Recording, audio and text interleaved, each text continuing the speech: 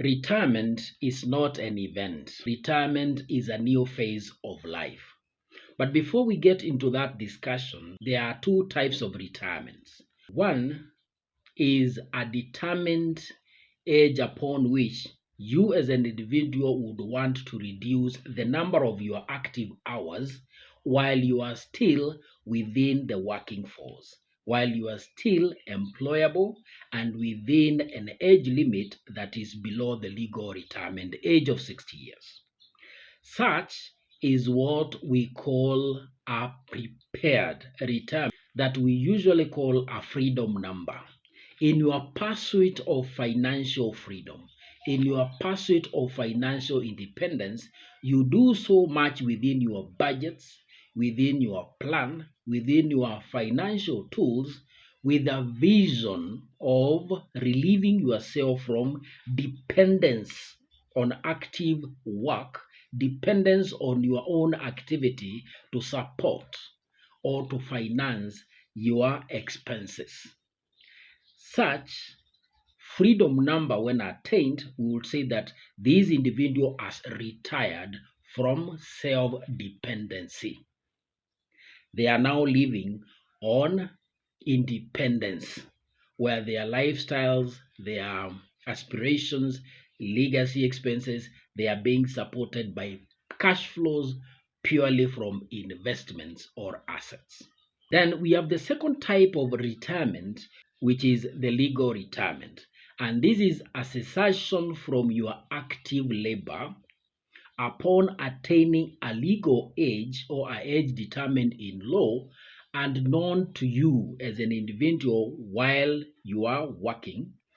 And such a retirement may come when you are not properly prepared for that new phase of life. It may also come when you are partly prepared. But the most important aspect or the most important thing to understand, appreciate about retirement is that retirement is not just an event. Retirement marks a beginning of a new phase of your life that we can divide into 4 phases. The first one is an active phase when you are in retirement. And this could range from when you are 60 years and you have retired to about when you are 70, 75 years. This is an age whereby you are still active. You can do so much to generate active incomes for your living expenses and other expenses or other bills. Then after active phase, we have another phase of reduced activity. You are not passive, but you are not very active. That can be from 70 years, 75 years to about 80 years. This is a period where you don't do much. You are not able to do much to generate active income, if any, during retirement. There is a third phase. That is a phase of passiveness. You are there, you are good. You can't be active, but you are living. You are majorly in support. You are majorly supported out of cash flows from your assets. It could be by your children. But the last phase, which we call the phase of assisted living, and this is where you have attained over 85 years for many people. That is a phase where you cannot do much on your own. You need a lot of assistance by other people. And that is not a very sweet phase to be in. But all in all, retirement requires cash flows, not necessarily assets. Retirement is a phase in your life where you need cash flows from assets. We are in an age whereby the millennials could be the last generation that is supporting their parents willingly and happily. The next generation, the Gen Zs and the Alphas, out of what we can study from their behaviors, what they say, the Gen Zs and the Alphas will not be supporting their parents that much. And that is something that in our age we must understand for purposes of preparedness for this phase we are calling retirement. A look at our society. It's very notable that every individual will talk about their mama. Every individual will talk about their mother, how they will assist their mother, how they can bequeath everything to their mothers. Then that will beg a question. Then where is the father? And looking at the biblical side of it, it is true. Children are designed by God to be an inheritance to their mother and not their father. And therefore, it's a call to men. As a man, you must have built so much in your estate or wealth to live on and leave so much up to your fourth generation. And that is also biblical, that in truest of your salvation, then you need to leave so much of an inheritance to your fourth generation.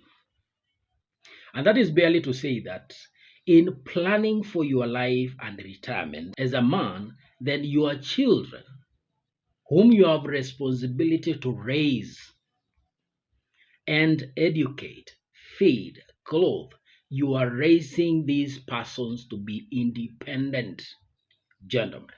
You are raising these persons devoid of making them part of your retirement plan.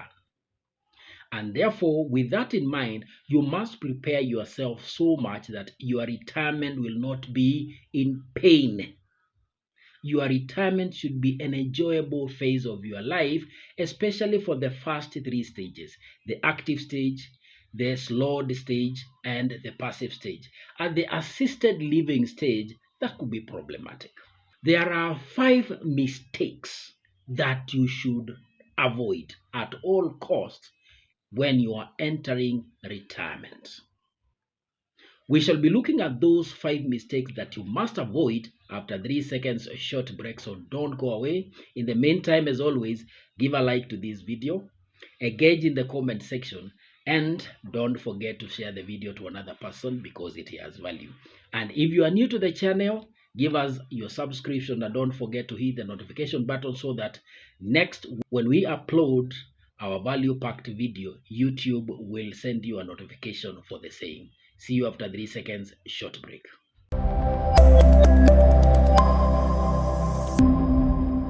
Welcome back and thank you for your like and your comment. Mistake number 1: getting your lump sum from your employer or your provident fund and putting that money in a low yielding saving account. Whatever you are receiving from your employer, from your provident fund, or lump sums from your pension, that is part of what has been invested and set aside for you for all those years to form a livelihood in retirement. This is a part of what should sustain you throughout your retirement life, and it shall be used sustainably. Sustainably meaning, or sustainability is to mean that you are also mindful about your spouse whom you might leave behind after you are gone, and their children or your beneficiaries who would also expect an inheritance from you as a good father, as a good mother, a patriarch of that home. What is the danger of putting these lump sums in low yielding savings accounts? Because we are depending on cash flows from these lump sums or the investments, our assets, during retirement because of the inactivity. We are switching from what we were doing to generate active incomes to activities that we may pursue actively out of passion, but not necessarily to generate proportionate or sufficient active incomes for reliance in retirement. And therefore, if these lump sums, which we now call capital, would last or would outlast our life to form part of what is supposed to be pushed as an inheritance to those people behind us, we must then live on the income that we are generating from that investment. This is what we basically call the 4% rule in retirement management, where out of professional determination, you are supposed to be living on a 4% return, or 4% is what you're supposed to be withdrawing from your retirement fund to support all your expenses. And so that at least that fund can last for up to 30 years or past 30 years. Anything more than that means that you are going to deplete the capital. You are going to exhaust that fund within a short period of time and probably deplete it when you are still living, meaning that you will have depleted your livelihood. And if there is a dangerous phase in your life to be broke, to be poor, is in old age. Assume you have a lump sum of 5 million. You have put it in a saving account, a low yielding one that is giving a return of 3%, meaning that you are getting a return, interest before tax of about 150,000. If your living expenses, we are giving them a meager 30,000 per month is what you require for your bills and other expenses.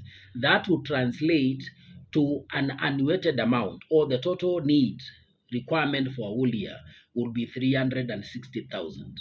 And the total return that you have gotten from these investment or fund of 5 million at 3%, you have gotten 150,000.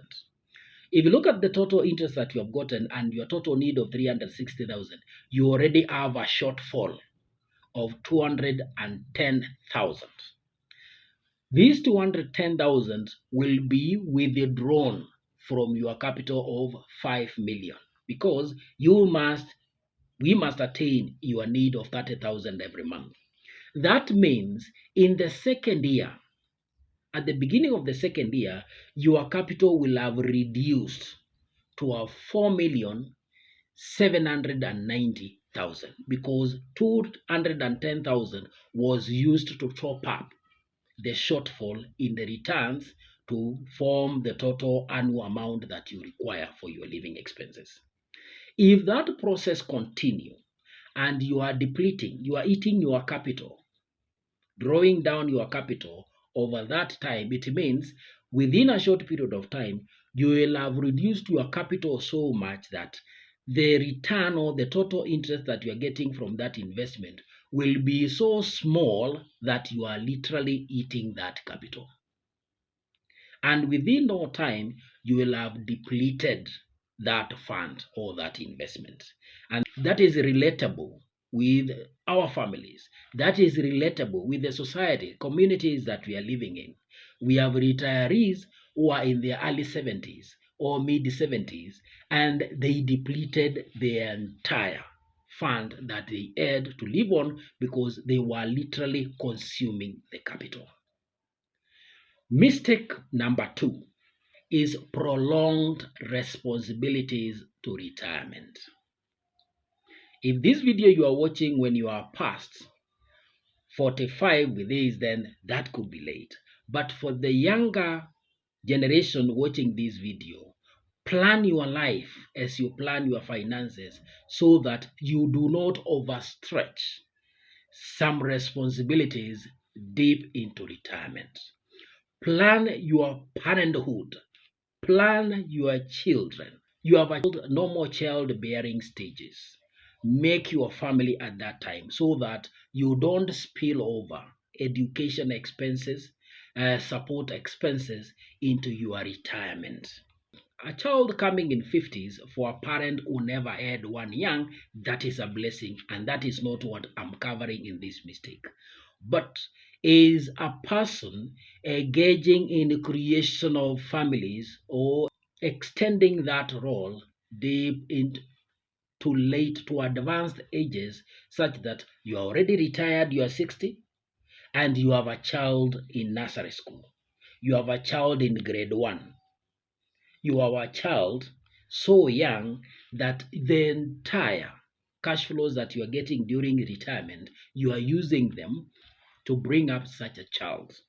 Still on that support, we are cognizant of the fact that today we have so many retirees who are taking care of their grown-up children and even grandchildren because jobs are hard to come by. So as a part of not committing this mistake, then plan including the education of your children in such a way that they will acquire skills as they progress with their education, that they will use those skills to generate incomes for themselves besides what they studied professionally. The skills may outweigh their professional studies if jobs don't come by. That way, you will have secured at least the cash flows that will be coming from your retirement fund and pension purposely for your living expenses, your aspirations. And if you are getting other alternative streams of income because of preparedness through investment, you will also be having enough to support yourself. Mistake number 3, using a single project setup.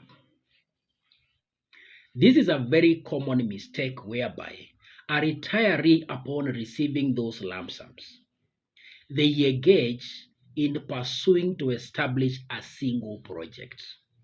It could be a rental property, it could be any other form of project that is capital intensive, and if a mistake happen in quantification of the bills in such a way that the amount of capital or the fund that they have received will not become insufficient to complete such a project to a usable state. Such a simple mistake will have collapsed the entire fund or will have gobbled all those funds, and they are left behind with an incomplete project that is unusable and unable to generate any income. And by a single mistake, they will have drowned themselves into old age poverty and become a problem to the rest of the family. This is another very common mistake in our community. Individuals receiving their lump sums, and because they did not have alternative investments along the way, and maybe they did not prepare themselves enough, and probably they did not have a retirement home, they use their entire fund they are receiving as lump sums in building their retirement homes. For some, even if that home is completed, they get themselves in a very good home but sleeping on an empty stomach. In a very good home, but they are not able to settle their simple basic bills because their entire fund was gobbled by a home, which is a liability because it doesn't generate any cash flow.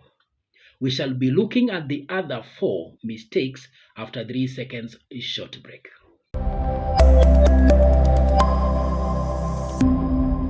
Welcome back and thank you for staying on. This is our mistake number 4. Avoid as much as you can engaging in annuities.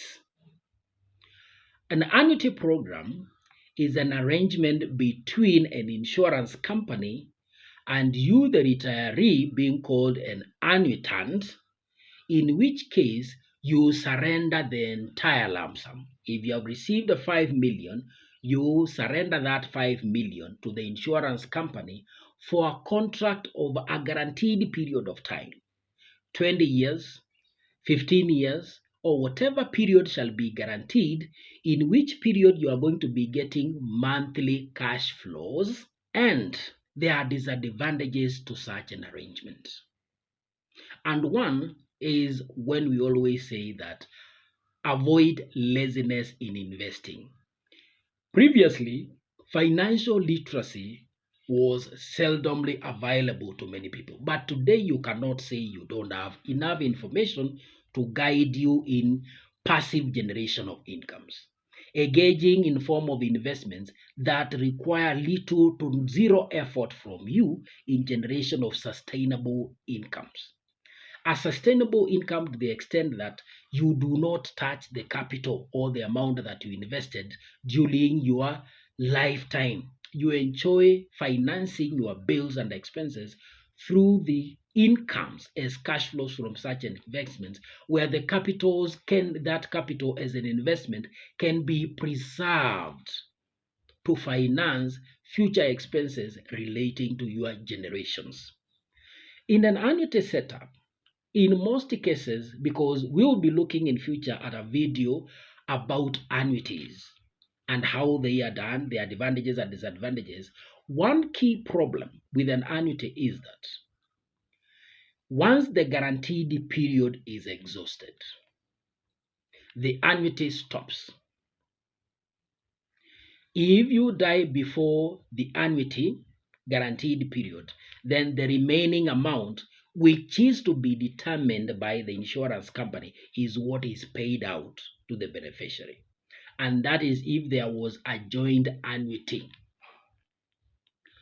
An annuity, once you give these insurance companies, they don't invest your money to guarantee these annuities in blues.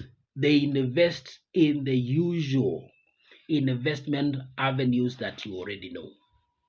Why not get your lump sums invested in high yielding opportunities in the market that you know and require zero effort from you to generate such incomes, and the capital amount is preserved or protected.